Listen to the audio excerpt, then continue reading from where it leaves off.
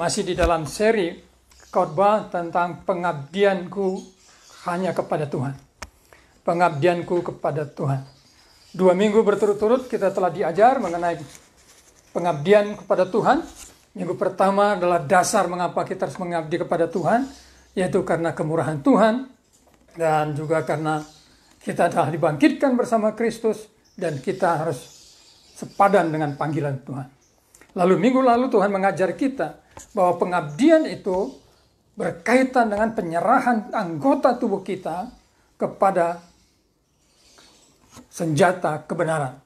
Kalau sebelum kita di dalam Yesus, tubuh kita dipakai untuk senjata kelaliman, untuk dosa, untuk kejahatan. Maka firman Tuhan berkata, serahkanlah tubuhmu menjadi senjata kebenaran. Nah, hari ini Tuhan kan mengajar kita supaya kita mengabdikan hidup kita melalui obsesiku melakukan kehendak Tuhan. Obsesi yang total untuk melakukan kehendak Tuhan. Untuk itu, mari kita baca firman Tuhan dari Kolose 3 ayat 1 sampai dengan 5. Kolose pasal 3 ayat 1 sampai 5 saya bacakan begini.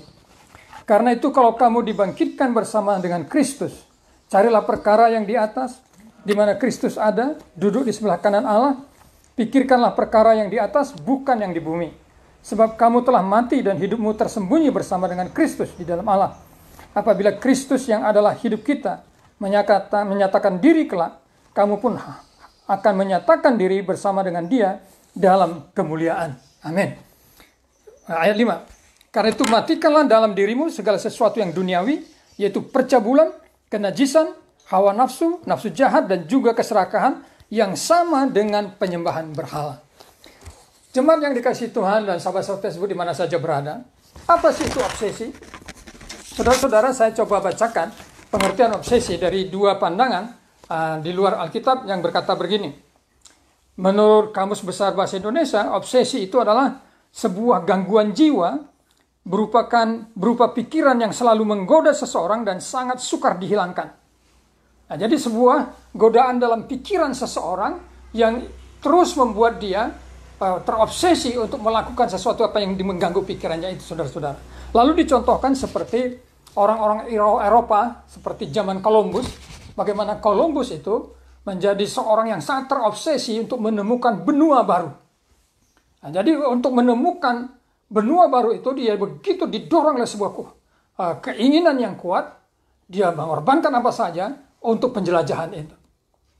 Nah, saudara-saudara, menurut pandangan psikologis, obsesi itu seperti ini. Obsesi sendiri apabila kita artikan bisa dikatakan sebagai sebuah ambisi, di mana dari kedua hal tersebut memiliki pengertian yang hampir sama. Dalam psikologi sendiri, obsesi bisa dikatakan sebagai sebuah keinginan, kemauan dari seseorang untuk bisa mendapatkan sesuatu yang dia inginkan. Namun hal tersebut juga memiliki persamaan yang dengan ambisi, di mana dari keduanya menggunakan hasrat dan juga nafsu untuk mencapai sebuah keinginan dengan disertai usaha yang cukup keras. Bahkan untuk usaha yang dilakukannya tersebut bisa dikatakan sangat memaksa agar nantinya bisa mendapatkan keinginan yang ingin diraihnya. Jadi menurut pandangan psikologis ini, obsesi itu adalah sebuah keinginan yang disertai dengan sebuah emosi dan usaha, saudara-saudara. Nah, disamakan dengan ambisi. Kedua kata ini sering dianggap sebuah kata negatif. Orang berambisi, kita anggap orang itu negatif. Orang punya obsesi yang kuat, kita anggap negatif. Saudara-saudara, kalau kita mau jujur membaca dalam Alkitab, maka kita akan menemukan tokoh-tokoh terkenal dalam Alkitab adalah tokoh-tokoh yang mempunyai obsesi yang begitu kuat. Tapi obsesinya bukan untuk dunia, obsesinya adalah untuk melakukan kehendak Tuhan. Sebagai contoh, pertama Abraham, Bapak Abraham. Saudara-saudara, adalah sesuatu yang boleh kita sebut sebuah kegilaan bagi Abraham. Ketika Tuhan menyuruh dia meninggalkan orang tuanya, meninggalkan kampung halamannya, meninggalkan zona nyamannya untuk pergi ke sebuah daerah yang belum disebut Tuhan. Ini kan sebuah tindakan yang sangat radikal, saudara-saudara. Sebuah tindakan yang sangat ekstrim. Bayangkan ada seorang ayah, dia seorang manajer yang baik, dia seorang pimpinan perusahaan yang baik, penuh dengan kekayaan, dengan kelengkapan. Lalu tiba-tiba dia yakin dia dipanggil Tuhan, jadi hamba Tuhan. Lalu dia tinggalkan jabatannya, tinggalkan kekayaannya, memasuki gaya hidup kesederhanaan. Pasti orang berkata apa? Gila tuh orang. Tapi itulah yang dilakukan Abraham. Ketika dia berada di tengah-tengah zona nyaman, zona kesenangannya, Tuhan berkata, tinggalkan semuanya itu. Dan pergilah ke negeri yang aku perintahkan kepada kamu. Abraham mengambil keputusan mengikuti kehendak Tuhan. Itu sebuah obsesi. Dan yang paling radikal sekali adalah ketika dia sudah tua, saudara-saudara. Dia diberikan Tuhan anak. Dan ketika anaknya berusia remaja antara 14 tahun, 15 tahun. Tuhan berkata kepada Abraham, Abraham, ambillah anak yang engkau cintai itu, ambillah anak yang engkau sayangi itu, dan persembahkanlah dia kepadaku. Saudara, inilah sebuah kehendak Tuhan yang sangat mustahil untuk mau dilakukan. Tetapi kita membaca bagaimana firman Tuhan berkata. Esok paginya pagi-pagi benar, Abraham mengajak Ishak dengan dua pembantunya pergi dengan tujuan mempersembahkan Ishak kepada Tuhan. Seorang ayah yang sudah usur, terobsesi untuk melakukan kehendak Tuhan yang kalau dunia berkata itu adalah kehendak yang gila, yaitu mempersembahkan anaknya yang tunggal. Saudara, sekarang pun tidak sedikit orang Kristen yang tidak berani mempersembahkan anaknya jadi hamba Tuhan. Kita lebih banyak terobsesi, orang tua lebih banyak terobsesi kalau anaknya menjadi dokter, menjadi pengacara yang hebat, menjadi jenderal. Obsesi kita hal-hal yang seperti itu. Sedikit sekali orang tua yang berkata, obsesiku anakku jadi hamba Tuhan. Tapi ketika Abraham mempersembahkan Ishak, bukan untuk menjadi hamba Tuhan, mempersembahkan dia menjadi korban bakaran. Itu adalah sebuah kegilaan, saudara. Tapi bukan hanya Abraham. Tokoh yang kedua yang kita bisa baca dalam Perjanjian Lama adalah Musa. Kita tahu latar belakang Musa bagaimana waktu dia bayi, dipungut oleh putri Firaun, dibawa ke istana. Dan ketika dia sudah bertumbuh menjadi dewasa, dia menjadi orang yang hidup di dalam segala yang diinginkan oleh orang-orang dunia ini. Karena di istana Firaun ada kemewahan, ada kesenangan, ada kehormatan, ada kekayaan. Apa yang dijanjikan dunia ini, Musa punya. Tetapi di dalam kehidupannya yang berlimpah dengan segala yang ditawarkan oleh dunia, dia terobsesi untuk membebaskan saudara-saudaranya yang jadi budak. Dia pergi mengunjungi saudara-saudaranya. Dia ingin mencoba menjadi pahlawan bagi saudaranya. Dan akibatnya dia harus menjadi seorang pelarian ke Midian. Dalam Ibrani 11 firman Tuhan berkata, bagaimana Musa tidak takut terhadap murka Firaun. Tidak takut meninggalkan kekayaannya. Tidak takut meninggalkan kesenangannya. Asal dia bisa menyenangkan Tuhan. Saudara, itu adalah sebuah obsesi yang gila. Dan Musa pasti disebut orang gila dengan tindakan itu. Hal yang sama dengan seorang raja yang bernama Raja Daud. Dia terobsesi dalam penyembahan kepada Tuhan. Dia begitu memikirkan tentang penyembahan kepada Tuhan. Sehingga dia berkata, Tuhan, aku bisa tinggal di tempat yang baik seperti ini, sedangkan bait-Mu adalah hanya di kemah. Karena dia terobsesi untuk membangun rumah Tuhan. Karena dia ingin supaya Tuhan dimuliakan. Tapi obsesi penyembahannya itu, saudara-saudara, keluar dengan sebuah pernyataan dengan yang hebat sekali. Dia berkata, lebih baik 1 hari di pelataran Tuhan daripada 1000 hari di tempat lain. Saudara bayangkan itu. Daud berkata, lebih baik bagi saya 1 hari dalam penyembahan di pelataran rumah Tuhan daripada 1000 hari di tempat pesta, 1000 hari di kafe, 1000 hari di tempat saya di mana mendugem, 1000 hari di tempat di mana saya bisa bersenang-senang, berlibur.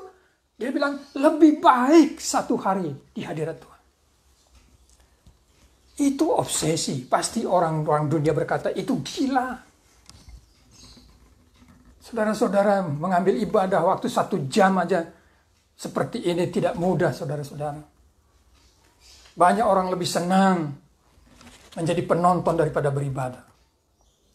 Tapi Daud berkata, lebih baik bagiku 1 hari di hadapan Tuhan dibanding 1000 hari di tempat-tempat lain. Saudara-saudara, tidak sedikit orang Kristen malam minggu bisa 4 jam, 5 jam di tempat pesta, di tempat kafe untuk bernyanyi, bersenang-senang.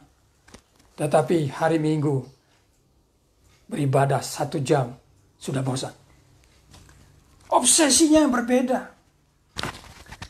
Tapi Daud berkata, saya terobsesi dalam penyembahan kepada Tuhan. Bagaimana dengan perjanjian baru? Perjanjian baru mengajarkan kepada kita bagaimana para rasul itu, para murid itu adalah orang-orang yang terobsesi kepada Tuhan Yesus. Sehingga ketika Tuhan Yesus berkata, mari ikutlah aku, maka Petrus, Yohanes, Andreas, Matius meninggalkan pekerjaannya. Mereka terobsesi menjadi murid Yesus, saudara-saudara. Padahal waktu mereka terobsesi mengikut Yesus itu, Yesus belum menjadi pribadi yang kita kenal seperti yang kita kenal hari ini di pengertian mereka. Bagi mereka Yesus hanya adalah Mesias yang akan membebaskan mereka daripada penjajahan Romawi. Mereka melihat Yesus hanyalah seorang guru yang hebat, penyembuh yang hebat. Kita mempunyai pengertian, pengenalan yang hebat tentang Yesus, bahwa dia bukan hanya seorang guru yang hebat, dia bukan hanya seorang pengajar yang hebat, dia juru selamat bagi penebusan dosa dunia ini. Tetapi obsesi kita tidak seperti para rasul. Saudara-saudara, Rasul Paulus berkata, dari bacaan yang tadi dari 2 Korintus 5 tadi. Dia berkata, kalau saya tidak menguasai diri itulah di dalam pelayanan. Dia berkata, saya seperti orang gila yang tidak bisa mengendalikan diri kalau berbicara tentang pelayanan. Tapi kalau bicara untuk kamu, saya bisa mengendalikan diri. Bahkan dia berkata, terkutuklah aku jika aku tidak memberitakan firman. Saudara, berapa sering kita melihat kenyataan itu dalam hidup kita. Tuhan Yesus, obsesinya hanya satu. Dia berkata, aku datang untuk melakukan kehendak Bapa. Sehingga di taman Getsemani itu dia berdoa. Dia berkata, Bapa, seandainya mungkin biarlah cawan ini lalu. Tapi janganlah kehendakku, kehendakmu lah yang jadi. Ketaatan total kepada kehendak Tuhan. Itulah obsesi total melakukan kehendak Tuhan.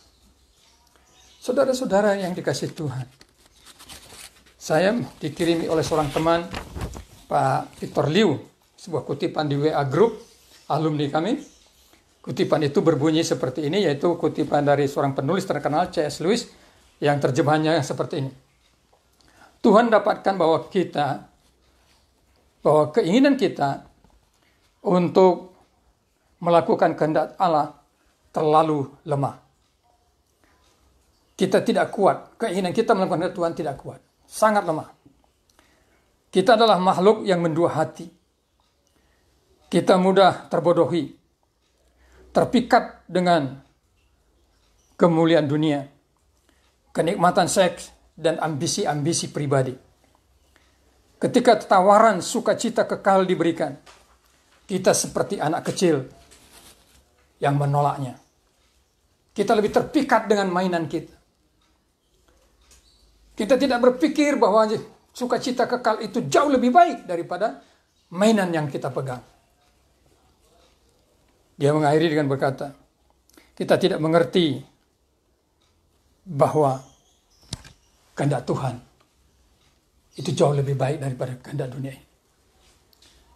Saudara, itulah kenyataan.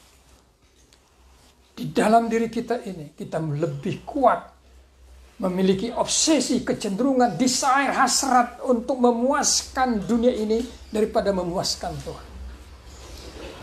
Mengapa kita harus terobsesi dalam melakukan kehendak Tuhan secara total? Di dalam bacaan firman Tuhan ini kita diberi 2 alasan. Alasan yang pertama adalah keberadaan kita di dalam Kristus. Saya bacakan, dikatakan begini dalam ayat 1. Karena itu kalau kamu dibangkitkan bersama dengan Kristus.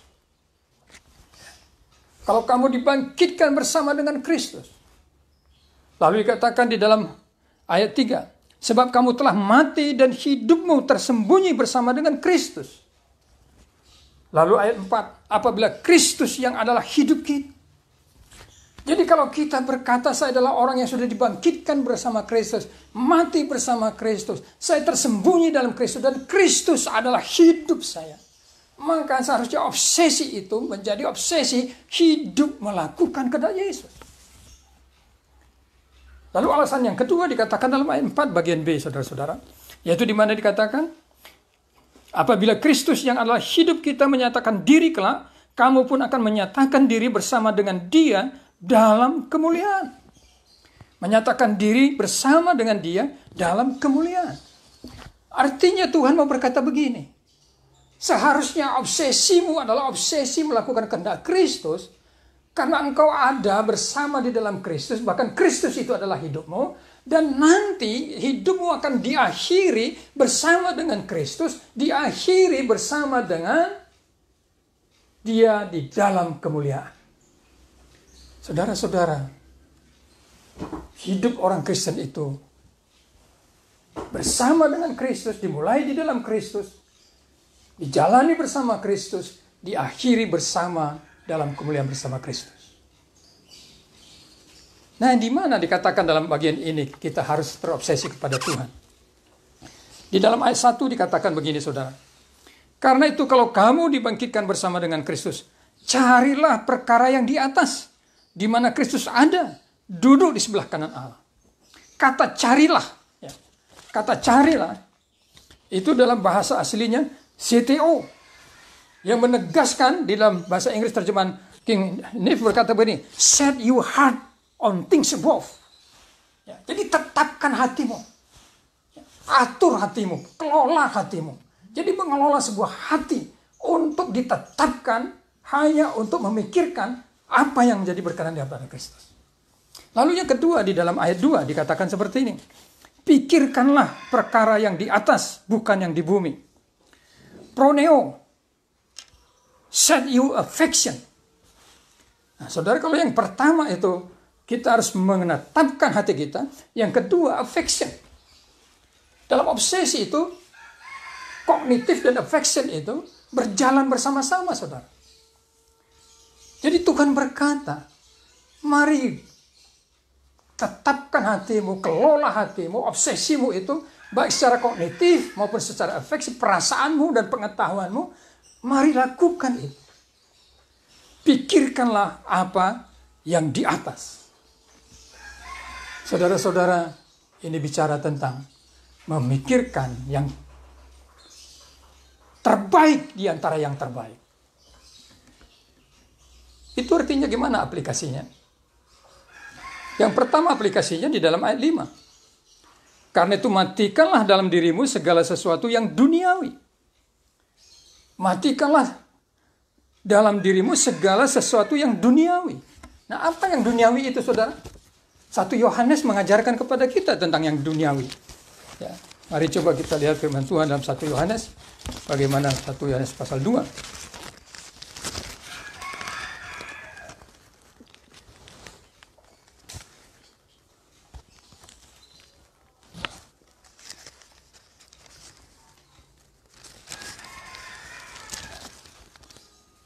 Ayat 15 firman Tuhan berkata begini. Janganlah kamu mengasihi dunia dan apa yang ada di dalamnya. Jikalau orang mengasihi dunia, maka kasih akan Bapa tidak ada di dalam orang itu. Sebab semua yang ada di dalam dunia, yaitu keinginan daging, keinginan mata, serta keangkuhan hidup, bukanlah berasal dari Bapa, melainkan dari dunia. Dan dunia ini sedang lenyap dengan keinginannya. Tetapi orang yang melakukan kehendak Allah tetap hidup selama-lamanya. Saudara lihat di sini. Matikanlah dalam dirimu keinginan duniawi. Itu apa? Kesombongan dikatakan di sini. Keinginan daging. Ya, keangkuhan hidup. Itu bukan dari Bapa, itu dari dunia. Dan orang yang mengasihi dunia itu membenci Bapa. Dan dunia ini akan lenyap. Tapi orang yang tinggal dalam Bapa, dia hidup kekal. Lalu yang kedua dikatakan di dalam Kolose tadi, saudara-saudara, di mana dikatakan yaitu percabulan, kenajisan, hawa nafsu, nafsu jahat, dan juga keserakahan yang sama dengan penyembahan berhala. Jadi ketika seseorang mencintai dunia, firman Tuhan berkata, engkau sama dengan penyembahan berhala. Melakukan penyembahan berhala. Sedangkan kita berkata, Kristus adalah hidupku.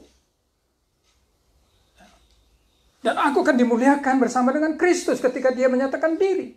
Maka seharusnya obsesi kita adalah obsesi yang total melakukan kehendak Tuhan. Memikirkan yang di atas.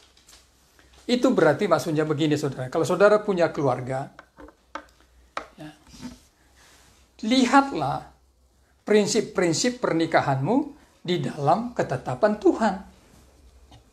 Jangan pakai prinsip-prinsip pernikahan dalam keluargamu dengan ketetapan-ketetapan dunia. Tapi jangan ketetapan Tuhan. Jadi kita mulai berpikir, oh saya rumah tangga saya begini.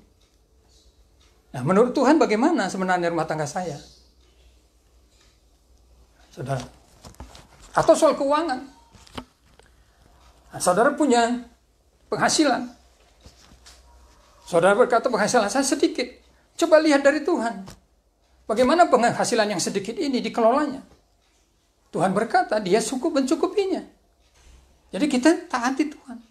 Atau saudara punya penghasilan yang besar. Nah, saudara harus tanya, bagaimana saya harus mengelola penghasilan yang besar ini menurut prinsip Tuhan? Sedikit banyak penghasilan kita. Prinsipnya harus sesuai dengan prinsip ekonomi Tuhan. Saudara-saudara, itulah sebabnya mengapa firman Tuhan berkata, ada orang yang menghemat selalu kekurangan, tetapi ada orang yang menabur dan selalu berkelebihan. Begitu juga di dalam ketatanan menjadi warga sebuah bangsa. Kalau kita menjadi orang Kristen di negeri yang mayoritas bukan Kristen, bagaimana perilaku hidup kita? Menurut Yesus bagaimana? Bagaimana kita harus bersikap terhadap pemerintah yang ada? Itu yang harus kita selalu tanyakan. Jadikan standar daripada pola pikir kita sebagai warga negara dalam menghormati pemerintah, menghormati pejabat, dan bermasyarakat menurut prinsip-prinsip firman Tuhan. Bukan menurut prinsip-prinsip duniawi. Mungkin kalau demokrasi berkata, Anda boleh melakukan demo. Tapi apakah kita mengajarkan orang Kristen berdemo? Tidak ada. Tapi mendoakan itu ada. Atau saudara jadi seorang karyawan. Bagaimana seharusnya prinsip seorang karyawan bekerja di dalam sebuah perusahaan, dalam bersikap kepada bosnya dan teman-temannya, pimpinannya? Saudara, firman Tuhan berkata kita harus tetap menghormati mereka. Jadi obsesi melakukan firman Tuhan secara total adalah obsesi di mana kita menerapkan prinsip-prinsip firman Tuhan di dalam setiap segi kehidupan kita. Baik dari sudut segi moral, maupun sudut etis, maupun dari sudut hukum. Kita harus melakukannya, saudara-saudara. Ketika ini kita lakukan, dampak kehadiran orang Kristen akan terjadi. Dampak kehidupan kita akan nyata kepada orang lain. Tapi ketika obsesi kita lebih kuat terhadap melakukan keinginan duniawi, yakinlah hidup kita tidak berdampak apa-apa bagi dunia dan lingkungan kita. Karena itu tetapkan hati. Karena kita telah ada di dalam Kristus dan akan berakhir bersama dalam kemuliaan bersama Kristus. Obsesiku total melakukan kehendak Tuhan. Amin.